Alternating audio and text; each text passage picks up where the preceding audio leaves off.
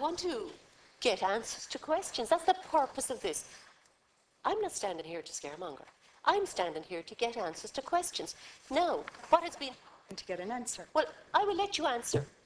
Please, if you would. I don't want an answer. You have to stop talking. Senator Healy, Eames, have you a question for the Minister? I will wait to hear her answer. Senator, have you a question? If the question isn't answered, I've already asked.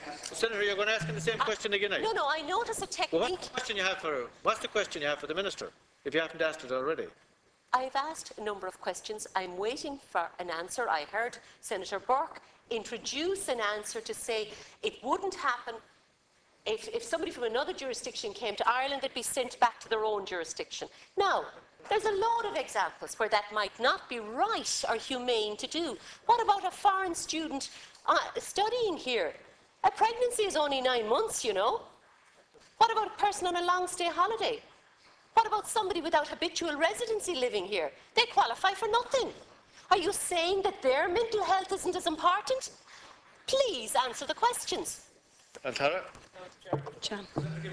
Oh, gosh, I just want to comment on that. I'll be very brief, Chair, because I think that most of the debate has been around expenses, and it has wandered to some other areas as well, and as there are no amendments to Section 6 in relation to expenses.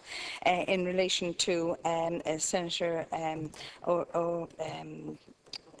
O'Donnell, if we were all to have a decision as to how our taxes were spent, you know, I'm not certain that we'd have what we would now see as a cohesive society. That's an issue for government. You know, if I were to decide as an individual how my taxes were to be spent, I could tell you people wouldn't like the choices, but that's just that's a position everyone takes. And secondly, we are talking here in this bill about women whose lives are at risk. They are going to die if they don't have this procedure. And Senator Healy Eames, if you're on a holiday, or if you're a foreign national, or if you don't have residency status, and you arrive at a hospital in that condition, I have no doubt that each and every one of our doctors would take you in and treat you in the same way as if you were a fully fledged Irish citizen. I believe that absolutely, and the only thing I can do is have ultimate trust in that.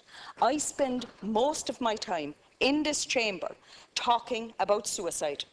500 and odd people die every year by suicide, and to be honest about it, I think that's underestimated. I think that is underestimated, right? Are you telling me that a woman, just because she's pregnant, can't be suicidal? I don't believe that. I don't believe it for a minute. I don't believe it for a minute. Nobody is saying that. And secondly, it has happened. And I just, listening to the debate, and I mean, I wasn't going to comment at all, but just listening to the debate, I would have to say, what experiences have you had to make you distrust women in the way you distrust them? I mean, down through the centuries. Come on. If women were to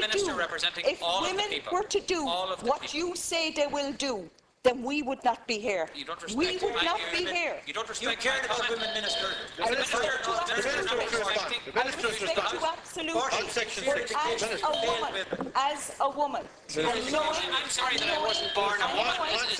Is that a... Should I be penalised because I wasn't born a woman? 100,000 women out there. Minister, on Section 6. Minister, on Section 6. I'm sorry that I wasn't born a woman. Is that the accusation you're throwing at me? Please, can we have the Minister to respond? Well, on Section 6. Section 6. Section 6. Let me tell you Section 6. that doctors and nurses are trained in the same way as they've always been trained. We are legislating for what's already in place. And secondly, I do not think we can put an absolute price on a life, and I'm amazed to hear it here. Senator Healy Eames, this is your third time on this I am grateful for the answer the Minister has given.